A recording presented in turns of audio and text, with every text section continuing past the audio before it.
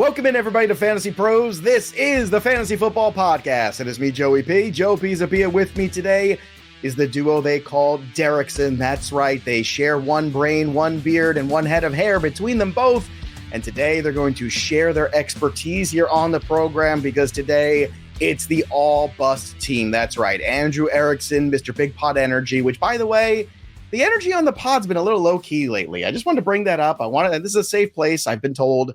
I think I'd like to step up the energy level today, so we'll see if that happens. Derek Brown, the beard has been combed. He is on the show. The boys have put together their all-bust team. Even as I'm talking about the low energy, look at Erickson right now in the YouTube channel. Like, there's no smile. There's like, what's going on here, Andrew? You all partied out from the weekend of weddings? Is that what's happening? Well, my legs are pretty sore from all the dancing that I did, but we're talking busts today. Like, this is serious. Like, this is where we need to get down to the nitty-gritty because we can't have people drafting these guys because that's how you torpedo your season. So I may not be bringing the energy, but I'm bringing the laser focus. That's what I'm bringing today. Oh, all right. Well, whoa. Okay, that was a lot there. Just all right. I'm sorry. I didn't mean to wake the bear. That was a lot there. I woke up feeling dangerous. Woke up feeling dangerous. Okay. Well, all right then. Well, I woke up feeling injured because I'm old. So that's just how life works for me. How about you, Derek Brown? Any cha-cha sliding for you this weekend? No, I stay far away from the dance floor. I'm usually found by the open bar, so nobody confuses me with anybody that ever tries to dance. I will say, though, although Erickson does look a little bit on the serious side today, I'm getting some Blue Steel vibes here, guys. Yeah, I think that's what it is. Yeah. Blue Steel. This is the thing. I mean, we talking about, all bust team. So Andrew Erickson has busted a move right into the show today. I think that's the transition we've all been waiting for and need. And speaking of transitions and new and exciting things, before we get into it, you got to peep this. This is huge. It's a brand new tool in Fantasy Pros. And no, it's not me. I'm the old tool here at Fantasy Pros. A brand new tool, Draft Intel. What is Draft Intel? I'm going to tell you. It allows you to see your league mates' drafting patterns over the years, their tendencies with clear analysis that includes up to 5 years of draft history. So what you can do now, if you're a premium member of Fantasy Pros, you can input and hook this up to the Draft Intel, all your league, right? All these years of drafts. And then you can mock draft against basically robots of your friends and enemies in that league. So in terms of cheat code, which is a thing that we get thrown around a lot in this business, or we've got this thing to help you with your draft, there is nothing potentially in terms of tools that's going to help you more with your specific draft than Draft Intel, which is the newest tool over here at Fantasy Pros. And best of all, it's free. So you can even mock draft against those tendencies and make it feel like you're in a real draft with your league mates. So we've got all these amazing premium features here at Fantasy Pros. This new one, Draft Intel, is free because it's so good. It's so important that everybody go out there and check it out. And I want you to at fantasypros.com/draftwizard. Again, it's Draft Intel at fantasypros.com/draftwizard. I've also been told Draft Wizard likes to be referred to as Draft Wizard. So it's like a rap name. It's not like the Draft Wizard or anything like that. It's not verified on Twitter. It's just Draft Wizard from now on. So every time I say I have to go to HR. But seriously, check out this Draft Intel tool. It is going to knock your socks off. It's so amazing. We have been shown what it does already. DBro, I mean, it kind of blew my mind. How about you? Like, I thought this was pretty amazing in terms of you want to get better against your league mates. Maybe you're in a draft with a really tough group, and you want to say, how do I break the patterns? How do I get better? This is the path, isn't it?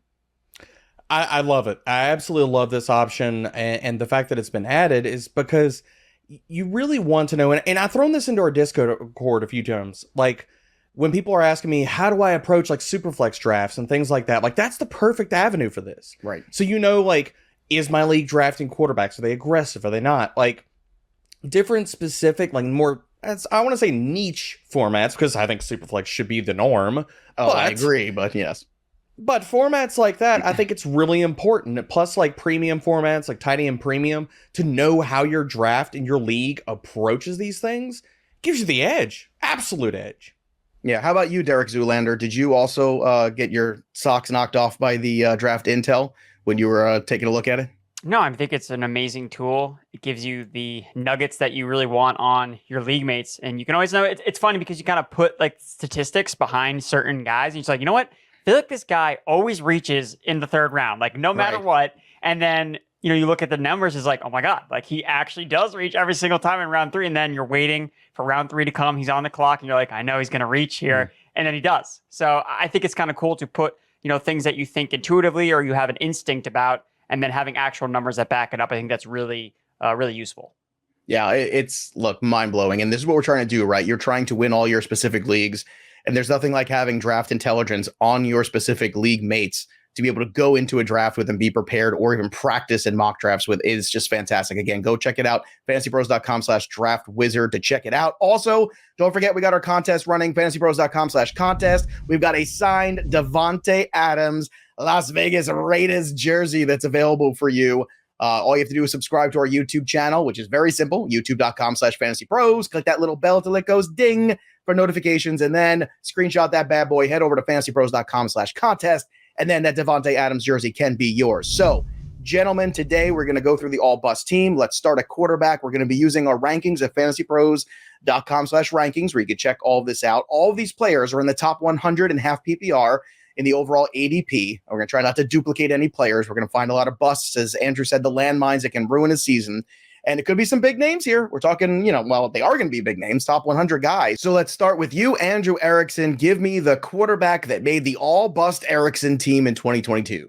Going with Kansas City Chiefs quarterback Patrick Mahomes. So he is in the ECR ADP as a top 3 quarterback. I have him ranked as quarterback 6, and he's basically the last elite quarterback that I want to take off the board. So I'm looking at other players like a Justin Herbert, like a Jalen Hurts, like a Kyler Murray, Lamar Jackson, and Josh Allen. I want all those guys in front of Patrick Mahomes. So if he goes after them, sure, that's when I'll draft Mahomes. But if all those guys are still on the board and I want an elite quarterback, Mahomes is the last of those that I want to take. And it's because you look at last year, he was 4th in fantasy points per game. So he wasn't even a top 3 quarterback last year, and that was with Tyreek Hill, like in the fold. And when you look at what he did with Tyreek Hill, he posted the highest bust rate among quarterbacks drafted inside the top 3. That per ADP. So it was a 25% bust rate. So he was already busting a lot last season, despite being QB4 in points per game. And now you're taking out his number 1 weapon with, look, they've replaced and added a lot of pieces in this offense, and I just don't know exactly how it's going to gel. And to see his ADP basically be the same as it was last year, is QB2, QB3, depending on what format, I just don't want to take that risk. I'd rather just take Jalen Hurts, who I know always goes in round 6, or Kyler Murray or Lamar Jackson. Those guys go after Mahomes, and I think that their range of outcomes is just as good, if not better, because they didn't necessarily lose their number 1 weapon. So for me, the biggest thing that I want to point out is looking at his average fantasy finish in 7 games that Tyreek Hill busted last season was QB 11. So when Tyreek Hill was not a factor in the offense, he was a QB 11. He had 1 top 5 finish. If you look at the games that Tyreek Hill was finished top 20 or better, QB 7. He had 5 top 5 finishes. So I just think that the loss of Tyreek Hill is not being affected enough into Mahomes' ADP, and I think that you're going to be disappointed when you take him instead of some of these other elite quarterbacks. This is the big pod energy Erickson I've been waiting for today. All right, he's back on track, ladies and gentlemen. No more frozen computers and Zach Wilson picks. Andrew Erickson is officially here and present. Derek Brown, let's go to you. Who's the quarterback for you who is going to be a bust in 2022? Who made the squad? Maybe I'm taking the Joe hanging fruit here. But is that a short joke or I like that? It's short joke. Short joke. I'm weaving it in here. Weaving it in here. But look, Aaron Rodgers sticks out to me here, guys. I mean, ECR QB 12, 94th overall. I've got him lower than that, mid QB 2 range. I've got him at QB 17. And the problem with Aaron Rodgers is, again, we're talking about weapons lost. Erickson's talking about Tyreek Hill going, Davante Adams, who's arguably the best wide receiver in the NFL, top 3, top 5. You want to really shade the man. But losing that player is going to be hurtful for Aaron Rodgers, because Aaron Rodgers has not gotten by with passing volume. This Green Bay Packers offense has been legit bottom 3 in pace in close games of the last 3 seasons. And it's all been touchdowns, fellas. Like, Rodgers is compensated, and I get he's been QB8, QB4 over the last 2 seasons. But he's compensated and gotten there because he's literally had the highest and 5th highest passing touchdown rates of his entire career. So we're talking about downgraded passing weapons. I mean, if he doesn't get there with the touchdowns, the volume and the pace for this offense is not going to be enough to compensate. So, yeah, people are drafting Rodgers as a top 10, top 12 option. Consider me way out on that. Well, what's so fascinating, both these names are such established fantasy football name quarterbacks who have won people championships and won people leagues. And both of these guys, the one thing they have in common now is obviously their number one wide receiver is no longer with them, which leaves uncertainty. And uncertainty, unfortunately, doesn't necessarily equate to ADP change sometimes in some of these guys. So that's something you have to pay attention to. And as you guys were pointing out before, there's other quarterbacks, especially in single quarterback leagues, you can wait on, take a couple shots. I mean, if you want to go with a Lance and a Carr and just get two guys or something like that, or wait later for a guy like Hurts or Kyler Murray, those are all options too that can give you a little bit more in terms of what your running back wide receiver room looks like. Let's switch gears to the running back room and let's see who is sitting in that room with the big bust tag for you, Andrew Erickson. Who is that name? Ezekiel Elliott, Dallas Cowboys running back, RB16 in the ECR ADP. I have him as RB25 because I just don't want people to draft Ezekiel Elliott. I think that he is a landmine, as I described on Twitter a couple of weeks back. Basically looking at what he did last year, really inefficient. Tony Pollard was better than him in basically any advanced metric that you look at. And of course, the excuses come out, oh, well, no, he's playing on torn PCL. And just like the excuses were the year before, he's like, oh, well, Dak wasn't part of the offense. It's like, how many excuses are we just going to keep making for Ezekiel Elliott, who is just an aging running back? He's getting older. The touches keep on going. And, hit a career low in touches last year, touches per game. 16.7 was 3 fewer than in 2020. I mean, if you just look at him from a projection standpoint, FantasyPros has some projections. It's 13 points per game in PPR. And that's including him having 10 touchdowns. So it's actually funny. You look at those projections, they actually line up with a test that I did looking at running backs that totaled over 1,800 touches before their 1,800 touches before their age 27 season, which is Zeke falls into that category. That was basically the production they put up was 13 points per game. That's the same as wide receiver 30 in terms of a points per game average, at least from last season. So, I mean, are we happy about that? Like getting Zeke as he's like a wide receiver 3, like that's the production you're going to get from someone that you're expecting to be an RB2, like maybe sneak in to the back end of the RB1 range because of touchdowns. I just think it's going to be touchdown or bust. I mean, he barely outscored Tony Pollard during the second half of last year, 1 point per game. And he scored 6 touchdowns versus Pollard's 1. So I'm buying into the fact that they're going to use Pollard more in this offense, especially as a receiver, as we start to see the Cowboys receiving corps like continue to dwindle. Like every single day, someone seems to get hurt. So Zeke, top 12 fantasy running back in 35% of his games over the last 2 seasons. I think he's the prototypical dead zone running back, touchdown or bust. And when we're talking about Zeke next year, where do you think he's going to be being drafted? You think he's going to be a second round pick next year? No. He's going to be going later. And what does that tell you about how this season plays out? If he's not right, you're trying to look at the trajectory rather than the possible one good year left. And I think that's a question we all have to really weigh and ask ourselves. And I was warning people last year about Ezekiel Elliott. It was very unpopular, but that's okay. I'm used to being very unpopular. I'm at peace with that. What's very popular, by the way, especially on draft day, is Miller Lite, baby, because draft time, it's Miller time. Let's go. Right now, you can go to MillerLite.com/buybeeronline and you can get your entire league set up for your draft day with cool, crisp Miller Lite beer. Only 96 calories, which is why Andrew Erickson drinks it. The great taste, which is why Derek Brown loves it. And look, picking your fantasy team is a crapshoot, but picking your beer doesn't have to be. When it's football time, it's Miller time because Miller beer makes football better, period. It's a fact. It's science. Go check it out for yourself. And once again, you can go stock up the fridge with cool, crisp Miller Lite over at MillerLite.com/buybeeronline. Friends, professional football tips from Fantasy Pros, and ice cold Miller Lite. That's all you need. So once again, MillerLite.com/buybeeronline. Get stocked up for draft day. Every Sunday of football, every Monday, Thursday, whatever you got, Miller's got you covered. So Andrew Erickson, very good name there. Certainly Ezekiel Elliott. Let's go to you, Derek Brown. Let's go for your running back that first made the all-bust team for 2022. Well, you guys see, I'm horrible at pointing, obviously, but y'all see the beer shoulder angel in my cut up here on YouTube. If you can't, I agree with the Miller. I see it. I see it. I see your little Miller Lite angel hanging over you. I like the MGD still. The High Life is the champagne of beers, but the MGD, agreed. It's one of my favorite it makes me, wistful for my college days, I guess. That's the best thing I can say. But go ahead. Who makes you wistful for maybe better days that are maybe past them at the running back position? Well, transitioning from the shoulder angel to the shoulder demon, I cannot possibly draft David Montgomery. I do not understand why he's still a top 20 running back in ECR, RB18, 33rd. This screams dead zone. 33rd overall right now in ECR. I have him at RB26, 67th overall. I am not touching him that early in drafts. And this all comes down to, like we talked about with Zeke, I'm not living in the past, guys. Like, I do not think, and now we're hearing all these reports out of camp, David Montgomery's getting snaps with the special teams. I don't think that he's going to reprise the 5th and 1st highest amongst all running backs opportunity share over the last 2 years. And if the volume goes down and he's just not owning every single carry, touch, target, all those things out of this backfield, the efficiency's not there for him to compensate. For a running back that's been 42nd, 25th, and 36th in yards created per touch of the last 3 seasons, no. I'm out on David Montgomery.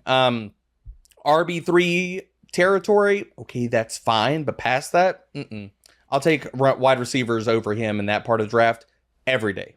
Well, another guy that I'm taking is actually Khalil Herbert, very late, because he was one of my favorite guys going into this year's draft when you're looking for those late bench running backs, because you want a guy that you say, okay, if something happened to the player ahead of him, what would it look like? And we saw it last year for 4 weeks. I mean, the guy was pretty strong in that lead back role. Sure, it was a miserable offense, but still, at least you saw that he could carry the workload. You saw that he had some very good moments in there. You saw that the workload was not an issue for him in terms of the productivity. So that was all very positive. So to me, Khalil Herbert's one of those guys too. If you think David Montgomery's a bust like Derek does, then Khalil Herbert's a name that you have to be adding to your queue late in drafts when you're looking, especially in deeper leagues, to cover yourself at running back. All right, let's go to another running back here for you, Andrew Erickson, who made the list for you for All Bust Team 2022. It's going to be Antonio Gibson, RB20 in the rankings, RB22 for me. But the big difference is overall. So 44th overall in the rankings and versus mine, which is 63rd overall. And I think that's really the big selling point is like he's kind of in that dead zone range of running backs where I just really don't like taking any of the running backs. So he doesn't really look that much different in my running back rankings, but in the rankings versus receivers and tight ends and quarterbacks, like I want to take other guys over Gibson. That's because last year, he was a fantasy RB2 in 53% of his games. 3 of those came in games that J.D. McKissic didn't play in at all. So he's facing this massive uphill battle with McKissic used as a receiver. Talks of Brian Robinson getting more involved as a 3rd-round rookie pick, basically at the goal line and on early downs. You have the issue with fumbling. Is Gibson going to maintain the same role? And there's no doubt that I think that Gibson is a talented running back. And the fade on Gibson is definitely popular in some sharper drafts where I've done some best ball drafts where he's gone in like rounds 7 and 8. So he is continuing to dip.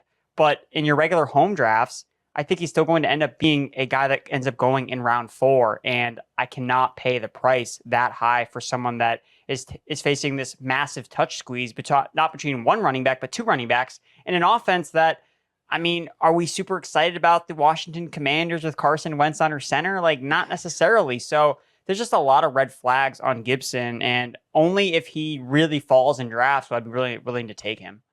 On that point, is Brian Robinson somebody that you're willing to take late?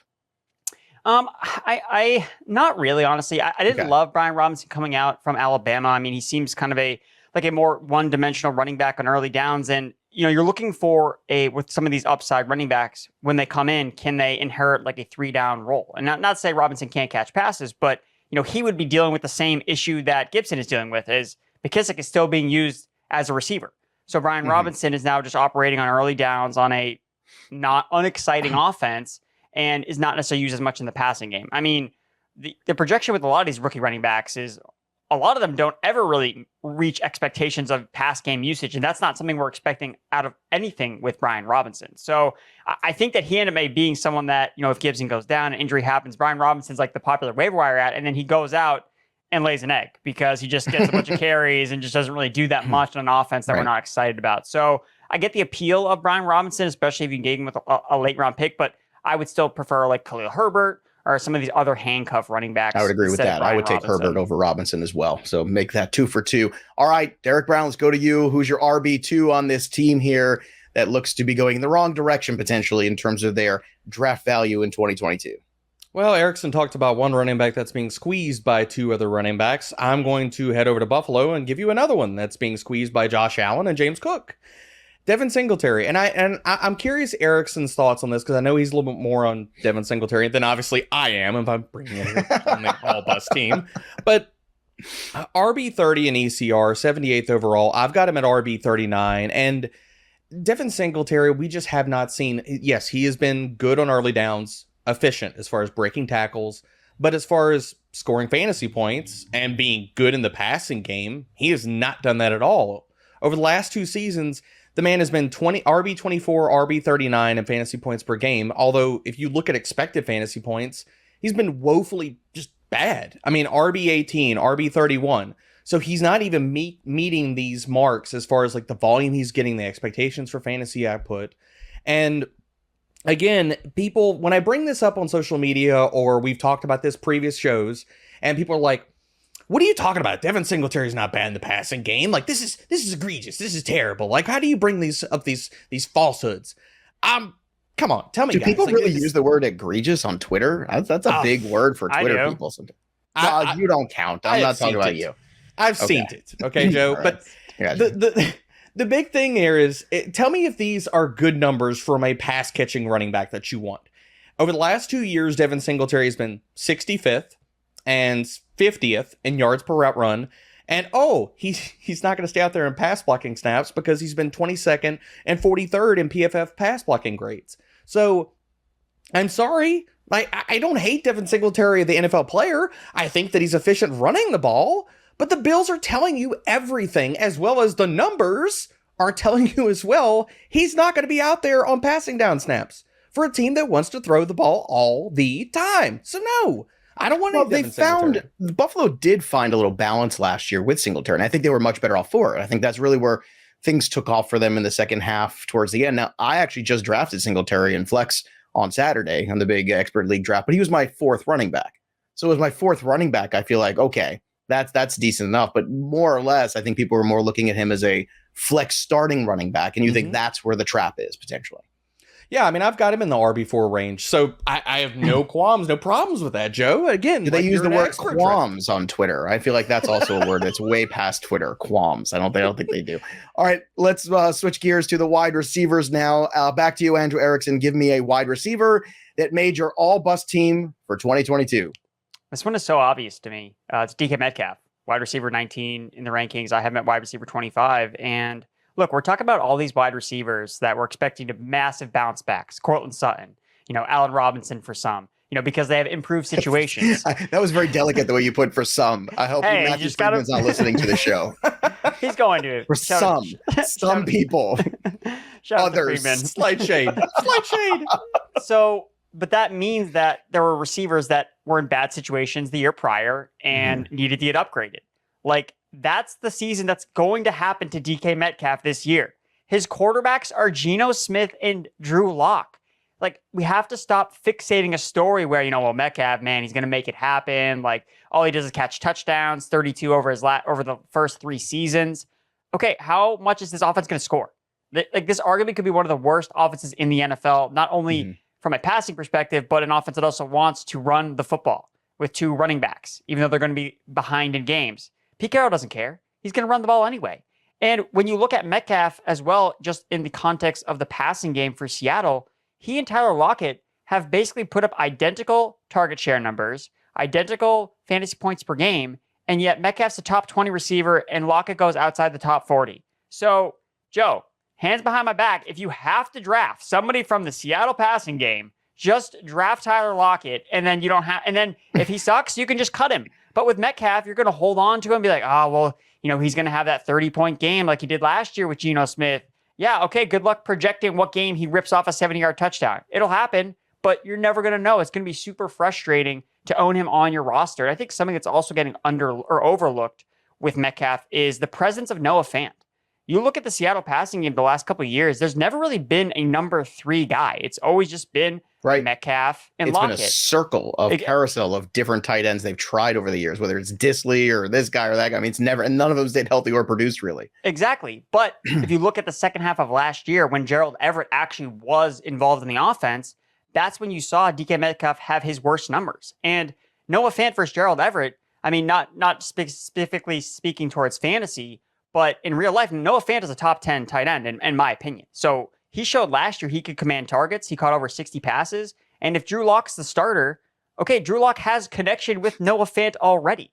So there are so many factors working against DK Metcalf that I cannot touch him as a top 20 receiver. And he'll be someone that I'll probably want to buy low heading into 2023, but not this year. I don't understand the DK Metcalf ADP still. I mean, I think it's just on highlight reel right now. I think that's what people see. They see the body, they see the highlight reel, they see the, the fun guy to watch who makes the big moments on social media. But I don't get it in terms of investment value. And I have zero share so far in any drafts. And Seattle's a team that I am trying to avoid unless it's a ridiculous cost. One question I just want to follow up with. If Jimmy Garoppolo gets cut, ends up in Seattle, does the calculus change at all on DK Metcalf? Let me ask you a question. Do you think that's not how this works? Metcalf... That's not how this works at all. Do you think DK Metcalf profiles like a yards after the catch type of receiver or a receiver that wins downfield? Because he's well, we know the answer to that. I know the answer to this question. And Jimmy Garoppolo, you want to talk about the slant king? That's him. I mean, that's it. Exactly. He's throw the ball 7 yards, and that's it. If DK Metcalf was like that makes me like Tyler Lockett's ADP so much more. If Jimmy Garoppolo goes there, Tyler Lockett's the guy for me that I'm like, oh, what a great late round pick he becomes, or Noah Fant. Yeah, for that or Noah matter, Fant. I mean, that's the thing. There are just these values with Seattle. If you have to take someone from the Seahawks passing game, you're just dying to get some parts of this passing attack. Just take someone late. I just can't invest in Metcalf when I don't even know if he'll lead the team in targets. How many touchdowns is he going to get? There's way too many red flags. And I know people are maybe hoping on to like Jimmy Garoppolo going to Seattle, but Brandon Ayuk tanked at the beginning of last year, and he was their downfield threat. So I just don't see the fit with Garoppolo. I don't even know if he's really an upgrade for someone that fits the Metcalf archetype of wide receiver. All right. Archetype, also a word not used often on Twitter. Derek Brown, can I ask you a question and you're just going to give me an answer and not a question back? Is that okay? I'll try. Give me I can't promise anything. All right. Give me a wide receiver. I feel like Roddy Piper when he's like, every time they think they know the answers, I change the questions. Like that's where I'm going here today. So give me your wide receiver one here, I guess, who is headed for a bad season, who made your all bust team. So we're talking about ADPs that make absolutely zero sense. Guys, why the heck is DeAndre Hopkins still top 40, top 36 wide receiver in ECR? I can't wrap my head around this. He's going to miss almost half of the fantasy regular season. We're just going to dismiss that. Like, yeah, DeAndre Hopkins. I need him as my wide receiver 3 or 4 on my team, and he's not going to be on the field for the first 6 games? Much less, is he still an elite talent? No! At the NFL? Like, no! This is a wide receiver that's also coming off a down season where we saw his target share decline to 35th amongst wide receivers. His targets per snap declined to 64th amongst wide receivers. And lo and behold, his yards per route run was the lowest mark since 2016 for him.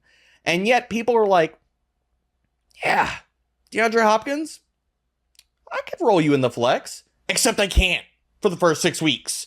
So I don't understand the ECR. I don't understand the ranking. I talk about a wide receiver that I may have drafted once on a Kyler Murray team in best ball. Past that, you can miss me with all the redraft talk about DeAndre Hopkins. I'm out. Sorry, I almost died there. I was joking a little bit. Joking on the ADP of DeAndre Hopkins. Don't understand it. Don't know what's going on. Uncontrollable. He's the 39th wide receiver still. I don't understand. He's going ahead of Drake London, which I can't even imagine how you sleep at night knowing that. Like, how does that even work for you? You have to sleep on your side because of that ADP? I don't even know. Yes, that's definitely a big one. Sorry about that. I had a little choked up moment. Andrew Erickson, take it away from me. Give me another wide receiver. You think? If anybody's watching this on YouTube, like Joe is legit like 4 shades of red. I would love to say this is a bit, but some things you just can't make up. I am so sorry. I used to be professional. I don't know what happened. All right, let's go over to wide receiver here. Another wide receiver that made your team, Andrew Erickson, please. Yes, I will give you a break, Joe. Diontae Johnson is for me wide receiver 15, wide receiver 23 in my rankings. I just think that the ranking is still super aggressive for Diontae Johnson. just based on the offensive situation. We want to draft wide receivers on good offenses with good quarterbacks, especially in, the early rounds 3 and 4. And that's kind of where Diontae Johnson is. That's where his ADP is kind of lined up. And I just don't necessarily see the benefit of going after Johnson after his impressive season last year. But that was last season, with a different quarterback who was targeting him left and right with a 26% target share. It's a different quarterback situation, whether it's Trubisky, whether it's Mason Rudolph, whether it's Kenny Pickett. We shouldn't be super thrilled about any of these guys being under center. The training camp reports have not been good for these quarterbacks in this carousel that they're kind of putting out there in Pittsburgh. I expect them to run the ball more than they've passed. Looking at last year, they've been second in pass play rate over the last 2 seasons with Ben Roethlisberger. Part of Diontae Johnson benefiting so much, especially in a PPR format, was just how often the Steelers threw the ball. So even though he was getting inefficient targets last year, he was just getting so much volume anyway, it didn't matter. And that's really what you need to overcome inefficient targets. And I think there is still going to be inefficient targets based on the quarterbacks that Pittsburgh has on the roster, but there's just going to be less overall volume. So for me, there are other receivers that I can get so much later on that are going to lead their team in targets, whether it be Michael Thomas, Brandon Cooks, Darnell Mooney, Christian Kirk, Kadarius Toney, and Alan Lazard. All these guys you can get so much later than Diontae Johnson. I even prefer Chase Claypool at ADP. And you also have to remember, the Steelers have a lot of good pieces on this offense that can man targets. Chase Claypool is a guy I think that could have a bounce back season. Pat Freiermuth, very good as a rookie. George Pickens was a stud at Georgia, and he's already showing out at training camp. So are we expecting Diontae Johnson's target share to get even higher than it was last year when it was top 5 in the league? I don't know. I don't think that we're going to see it get any higher. So less passing volume, just more inefficient targets. And I've got major concerns about Diontae Johnson. I don't want to pay the premium for a guy that I feel like I can get similar production much later on in drafts. Yeah, Diontae Johnson kind of feels like a guy that's in no man's land right now. Once again, it's the same conversation we're having with the quarterbacks earlier. When you change the quarterback, we don't know who Diontae Johnson is necessarily. So we have to see how the quarterback situation works itself out, who the quarterback is and who they end up preferring. We all knew DJ was that guy for Ben Roethlisberger. There's no doubt about that. But new offense, different situation here, different quarterback. So we'll find out, I guess, at some point. I hope we find out. We may never find out this year with the way that quarterback room might be between Pickett and Trubisky. It's true. There's a scenario you could write where Kenny Pickett takes over this job in the first month and is actually much better than people realize, in the same kind of status that we were all looking at ourselves when we all thought Justin Herbert was a project and people think Kenny Pickett's a project. Well, what if Kenny Pickett comes in and he's gangbuster? So maybe things get much better. But I feel like the percentage of that happening might not be the best. And we don't know what Trubisky's got in store for us in terms of fantasy. It has been a checkered past, to say the least. Speaking of checkered past, let's go back to you, Derek Brown. Give me another wide receiver for your team that you think made the all-bust team people should be avoiding. I'm kind of scared here, guys. I don't know if the next name I'm going to mention is just going to take Joe and it might take me out completely. I know. I don't know what happened there. It hit me so hard, and it's just, you know what it was? It was, I was looking at DeAndre Hopkins 2013 through 2020, and it's just a glorious stat sheet of targets and receptions and yard. I mean, it's just brilliant. And sometimes it's hard to change your mind on a player. But the biggest problem is if you're already missing 6 games and you had injuries last year, I don't know how you go back to that well when you feel warm and fuzzy about it. I just don't get it. And it's okay. I mean, DeAndre Hopkins can be like Voldemort, just the name that we do not mention from now on. It's maybe I'm totally fine with that. But I like DeAndre Hopkins. I don't know. I think that just made me emotional. That's what it was. So, I'm going to ask YouTube and my mentions to brace themselves because I'm imagining I'm going to get some flack for this one. Deebo Samuel. I think it's going to be extremely hard for him to replicate and pay off where he's going in drafts. ECR wide receiver 7. I do not hate the talent of Deebo Samuel. I think he is immensely awesome. He checks so many different boxes from efficiency metrics. The problem I have with him and why I have him at ECR or why I have him in my ranks as wide receiver 14 is because we always talk about how volume is king in fantasy. I have a hard time projecting a high amount of volume for Deebo Samuel unless he reprises this wide back role in the passing game, fellas. Like, last year was basically a perfect storm for Deebo Samuel. And if you look at what he was able to do, like George Kittle missed weeks 5 through 8. In that time span, Deebo Samuel had a 35% target share. He was averaging a ridiculous 109 receiving yards per game. With Kittle in the field, it drops to 82 yards per game. His target share drops to 23%. Even if we want to keep going down the totem pole for this passing attack, Brandon Ayuk, we know he was in the doghouse last year. After he got out of that, so weeks 9 through 18, Deebo Samuel's target share, and I get that, yes, there is some noise here because Deebo Samuel was used as a running back in that span, but still, we have to give credence that his target share dropped all the way from 34% in weeks 1 through 8 to 19%. So we're projecting that George Kittle's going to be healthy right now, as we sit talking about this right now. And Brandon Ayuk is blowing up in camp. All the coaching staff talks about how he's made this of the leap. And now Trey Lance is going to be the quarterback. And I don't think any of us are projecting that San Francisco, considering that, is going to throw more. So buying it back into Deebo Samuel, I get it. We missed the comment, but I'm not going to sit here and like basically trail last year's production when a lot of it came with a perfect storm, and we could see an even more run-heavy offense take the field this year with Trey Lance under center. Well, I mean, isn't it just as simple to say you're just buying at the peak? And buying at the peak is a dangerous you're chasing thing. Last year. You're chasing last year, but you're also chasing magnificence that didn't come out of nowhere because Deebo's a very talented player. So I don't want to go that far. And he's a guy that you want to get the football in his hands, but it also was a little out of need. You're talking about a running back room that had Jeffrey Wilson hurt, that had Raheem Mostert hurt, that, they didn't like Trey Sermon for whatever reasons they drafted him. I don't know why they drafted him if they didn't like him. Usually your whole process where you get to know a player and you watch tape on him. I don't know. What do I know? But that's not the Shanahan process. That's not the Shanahan process. I like you, and once we get you on the team, let's draft him. I might take another running back a couple rounds later that I'm going to play instead. That seems like a perfectly good use of my draft capital. But in all seriousness, you're buying Deebo at the peak, and that's a tough sell for a player that's had a lot of injuries, and also that I guess the math going into this year doesn't really look like it could be in his favor to begin with, and that's something you really have to think about. I think it's a very important point you're making there, Derek Brown. All right, let's go to your last wide receiver that made your team for all bust. Who is it, Andrew Erickson? You go with Adam Thielen, Minnesota Vikings. So his ADP ranking in the ECR is wide receiver 33. I have him at wide receiver 54, which, I mean, he probably will end up beating it, but I'm just in a situation where I'm just not in. I don't want Adam Thielen. I think that this is the time where we're going to start to see the cliff kind of fall off for Thielen. Looking last year, lowest PFF receiving grade, yards per route run since he first became a starter. He's entering his age 32 season. And you look at his production, it's all been touchdowns. Like that's all the guy has been doing. 24 touchdowns over the last 2 seasons.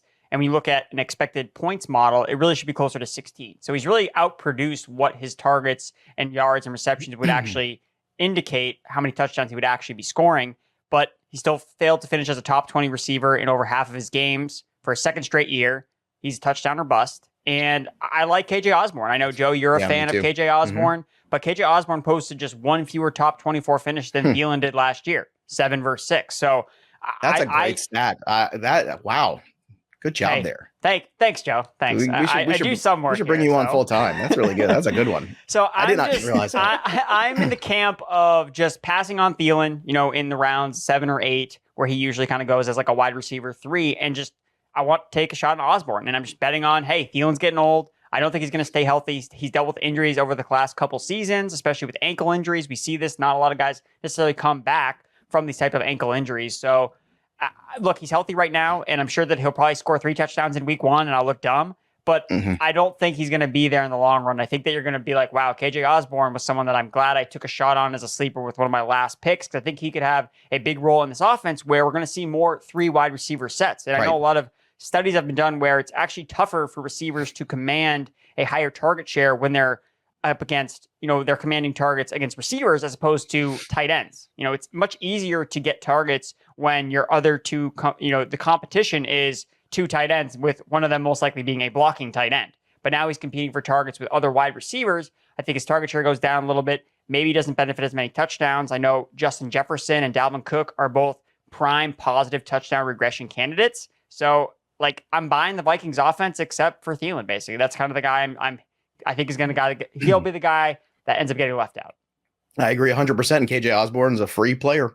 another player that I drafted on Saturday in flex too, because he's free but all those reasons you put out there too. And just looking at the trajectory of Adam Thielen, seeing, maybe a little wear and tear of the career starting to go in that direction. Sometimes it's better to be a year early out on a player than a year late. And Thielen is another one of these steady Eddie guys. And sometimes those guys can be traps because the fall off happens dramatically. And KJ Osborne was very capable last year. And, I remember he was like a guy, I want to say like week 2 or 3 waiver wire that we were like pounding the table for last year. I know on this show we were like, go add this guy because he might have some use. Unfortunately, it was sporadic, but even so, every time he got those big target shares, he made the most of them. All right, who's not going to make the most of their situation in 2022? One more wide receiver for you, Derek Brown. I mean, come on, guys. The wide receiver that screams to me that I do not want any part of, and we're talking about I don't understand the ECR. Amari Cooper coming in as wide receiver 23, 61st overall in ECR. Yeah, he's not going to be nearly that high for me. I'm looking at Amari Cooper as like a wide receiver 3, wide receiver 4 for this year. I've got him at wide receiver 39 right now. For a player that, even if we take all the quarterback stuff off the table, 58th in yards per route run last year. He's seen his yards per route run decline in each of the last 3 seasons. It's a run-first offense. And we're talking about low marks and efficiency. This is second lowest yards per route run of his career. So why are we looking at Amari Cooper as a top 24 wide receiver at that price? Consider me out. I got a question for you. If we get a definitive Deshaun Watson number on the games before week 1, let's say it's a really negative number, let's say it's a whole year, you think the ADP will obviously react very quickly. If it's a 10-game one, though, do you think it's going to move much more than it is already? I think it'll move. My question is it going to move enough? Because I think a lot of people look at Amari Cooper and they just scream volume. They're like, well, he's going to get all the targets, right? Like, who else is around him? And I'm like, when has Amari Cooper ever been this 27, 28% target share wide receiver? Ever? No. So really, if we're going to even volume narratives here, how are people crafting this immense volume narrative around Amari Cooper and saying, well, just based upon volume alone, he's going to get there? Yeah, that makes a lot of sense. All right, let's go to the tight end position. Andrew Erickson, give me the bust tight end for 2022. For me, I'm going right to the top at tight end 2, Mark Andrews. He's going 23rd overall off the board. And I just think that we've talked about it with some of these more high profile players that are going near the tops of the draft board. It's because you're buying last year's stats. Like, that's kind of what you're doing. That's kind of how I feel Mark Andrews is being viewed here so high as a high mid to round second round pick. You look at his routes run last year, 623. That was 209 more than he had in all of 2020. And it was really the reason behind the career year. He was just playing so much more in a Ravens boosted passing game, 56% pass play rate. From 2019 to 2020, Baltimore was passing on 46% of their plays. So it was a 10% increase in passing because of all the injuries and all the negative game script that the Ravens were playing with last year. Now, the running backs, we're getting positive news about J.K. Dobbins. Like, I think we're going to be able to see this team start to get back to running the football. Like, that's when Lamar Jackson's been the most effective, when they've been run first, and they've been able to be efficient through the passing game, which I don't think Mark Andrews is going to come down from an efficiency standpoint, but just the raw passing numbers and receiving numbers he was able to put up last year, I think that was his peak. And now you have to pay the full price for what he did last year when we could draft him last year in the 5th round. Like, I really think that he should be going much later because I think we're going to see more of what he had done previously, not necessarily what he did in 2021. So the ADP gap from last year versus this year is just so high. And in terms of him regressing statistically, which I think is just going to happen just based on how this Ravens offense is set up, yeah, I get that he is the number one guy, but I'm going to take Kyle Pitts around later. Honestly, that's what I'm going to do. He's a guy that could lead the NFL in routes run at tight end. And we know that can work out for tight ends, especially even in offenses with question marks. You know, talking about Mark Andrews, he ran the most routes, and that's why he got it done, even with backup quarterbacks playing for a lot of the Ravens season. So for me, Mark Andrews in round 2 is just too expensive for a guy that, you know, the planets aligned for, similar to how Deebo Samuel's year went last year. Nice. All right. Derek Brown, give me the tight end that made your all-bust team. I know Bills Mafia is going to hate this. Every time I talk about Dawson Knox out on social media, people are like, but all the touchdowns and the good offense and all these different things. I I'm not in on Dawson Knox. I mean, he's right now ECR tight end 9, 92nd overall. I've got him as a mid tight end 2, tight end 16. People might think that's spicy, but we're looking at a guy that had the 4th most red zone targets last year, 2nd most touchdowns amongst tight ends. Those things are going to be hard to repeat. Now with improved weapons around him, I mean, we think that Gabriel Davis takes the jump. They have Isaiah McKenzie, James Cook, Jamison Crowder, if he takes the slot role. If any of these guys are better than what they had last year in these pass game roles, as well as Dawson Knox was not efficient. He was 22nd in target share last year, so the volume wasn't great. 35th in yards per route run. I don't really know what we're looking at outside of touchdowns for Dawson Knox and saying, okay, he's going to get there or he's easily going to get back to this level. So I'm not going to sit here and buy into last year's production, and I'm just going to go into what I'm projecting forward for this team.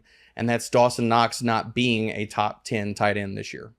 All right, before we put a bow on these rosters here and get to our mailbag question, let's get the flex player for this team here. What's the flex bust of 2022? Again, all these guys typically in the top 100 of the ADP. Who you got for us, Erickson? I'm double dipping with 2 running backs that I think that you're going to be in a world of pain if you draft them too early.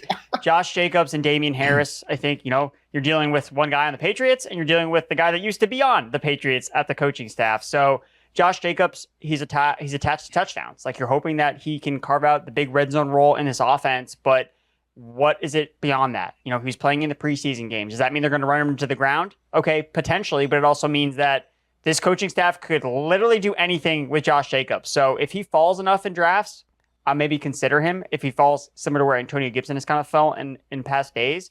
But Jacobs, I mean, the receiving is probably not going to be there with Kenyon Drake and some of these other players. Amir White is a rookie that I know that you guys are excited about. Mm-hmm. So Josh Jacobs just has a lot of red flags. They're just like, okay, draft a wide receiver. And then with Damien Harris, I mean, Ramondre Stevenson, they split snaps 50-50 down the stretch last year. And Damien Harris was one of the prime touchdown regression candidates based on how many times he scored last year. He has been a complete zero in the receiving game at all facets at the NFL level. So if Stevenson has that receiving role and the Patriots don't necessarily score as many rushing touchdowns instead of passing touchdowns, then you're going to be concerned like, okay, I drafted Damien Harris as my RB2, and what am I getting from him? Like less than 10 fantasy points per game. Just major red flags with both these running backs. I think his RB3s, I actually like both of them. His RB2s, I'm not confident. Yeah. I think that's the thing. Like, I think it's all about where you can draft these guys. His RB2s, I think there's a lot of the downside that really could hurt your roster and make them a bust. And that's typically where they're going, in the RB2 range. But I've seen other drafts too. Like on Saturday, I got Josh Jacobs as my 3rd running back, and it's a super flex. Yeah. So things are a little different. So like, well, he's the main guy there theoretically now. Let's see, how that plays out, but it's not going to crush my roster if he's not, because I just bump him out of the flex for another great wide receiver potentially. So it's not a big deal at the end of the day. Whereas if your RB2 investment, a little different story. You've got to find somebody else to replace him in RB2. That's going to be a lot harder on the waiver wire. Give me your flex player, Derek Brown, for your all bust team. Again, we're talking about not buying into last year's production. Cordarrelle Patterson at ECR RB33. I can't buy into that price. I think he's going to bust for people. I've got him at RB42, and I understand that he was good for us and he was a waiver wire darling, but he was competing with Russell Gage, as much as I like Russell Gage, and a rookie in Kyle Pitts last year. I think that it's not a crazy thing to say that Drake London is a better wide receiver, even though I understand he's a rookie. Now we have Kyle Pitts going into his 2nd season. Cordarrelle Patterson, it's hard to see that he's going to get these same money, green zone touches last year. I mean, he's 16th in weighted opportunities, 18th in red zone touches. And while I like the player and it was a great feel-good story, I'm not in on Patterson where he's going in drafts. Fair enough. All right, let's run through the rosters real quick. The quarterback for Andrew Erickson's all-bust team, Patrick Mahomes. The running backs, Ezekiel Elliott, Antonio Gibson.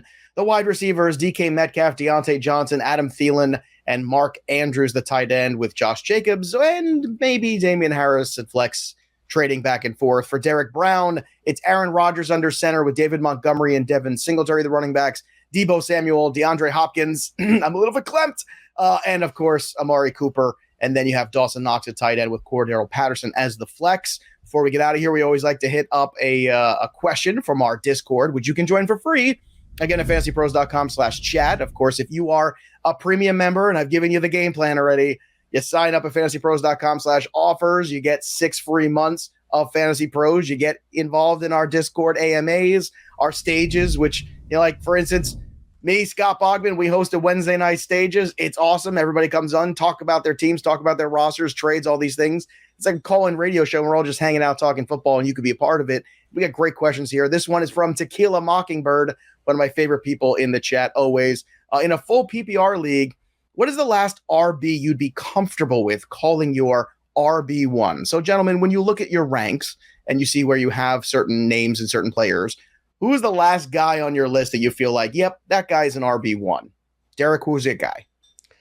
Unless I'm just going, full zero RB, things of that nature, in most regular drafts, and stacking RBs, it really comes down to that tier of Cam Akers, Breece Hall, Travis Etienne, all those different guys that are wow. So you even feel RB2s. comfortable with those guys as actual ones? See, I'm actually not even there. Wow. Yeah, I like all those guys. Like, if I'm going hero RB, things of that nature, I'm willing to sit here and dive into the wide receiver room early, maybe get an elite tight end, and then look at one of those guys as being the anchor, because if we really believe what we're saying in the upside, then if they hit, then I'm just piecing together RB2 on a weekly basis. Yeah, fair enough. How about you, Andrew Erickson? Who are some of the names, or say, where does the buck stop at RB1 for you? For me, it's like the top 15 guys. So there's a couple guys outside the top 12 that I do think can be your RB1. So like a Cam Akers, like a Nick Chubb. I mean, Nick Chubb, ideally you like him as your RB2, but you know that he's going to put up steady production no matter what, just kind of what he does. So I'm also not really there on the guys like Breece Hall, Etienne as my RB1s because, look, they're still unproven. And I would like to have another RB1 alongside them. If it works out, yeah, you can have a massive game. But, Breece Hall still plays on the Jets. And the Jets are still, like, not an established team. And, look, we love Etienne's upside as a league winner, but league winners don't happen in week one all the time. Like, it can take some time. I think that both these guys, we're calling them league winners, in my opinion, because what they're going to do in the second half of the year. But during the first half, like, you got to piece together wins somehow. And I think I'd rather have some of those other running backs, the more established guys, at least in the RB1 slot, where then I'll have a Hall or an Etienne really kind of take me home at the end of the season. That's something for everyone listening to keep in mind too, as you're in your season. If you don't get to draft these guys, make trade offers, baby. Yes. Breece Hall, maybe the Jets get off to a slow start. Etienne splitting some carries with Brian Robinson. At the end of the day, maybe the talent wins out. You go out there and make sure you throw some low ball trade offers out there. And of course, we can help you there as well. Once again, this is a question from our Fantasy Pros Discord, which you can join for free at fantasypros.com/chat. We also want you to head over to Fantasy Pros to check out fantasypros.com/draftwizard, the new tool. It's brand spanking new, the Draft Intel. Draft Intel allows you to see what your league mates are doing on a consistent basis. It allows you to develop the game plan based around it, so you can really tailor every specific league strategy based on the people you've been playing in these leagues with for years. It is wild. It is free. It is a true game changer. And I don't like to throw that around. Everyone says everything's a game changer. No. This one is. This is a game changer. Go check it out. Again, it's Draft Intel over at fantasypros.com/draftwizard. And of course, make sure you subscribe to our YouTube channel, youtube.com/fantasypros. Click that little bell till it goes ding for notifications, and drop a comment here always on our YouTube comments section. We love hearing from all of you over there. And go to fantasypros.com/contest if you are a subscriber to Fantasy Pros, because you can win that Devontae Adams autographed Raiders jersey from pristineauction.com.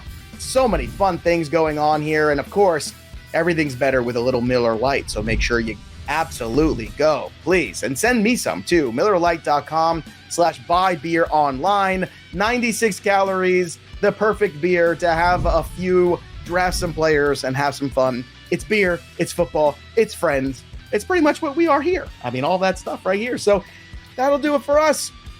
But the story of the game goes on. For Derrickson, I'm Joey P. We'll see you next time, kids.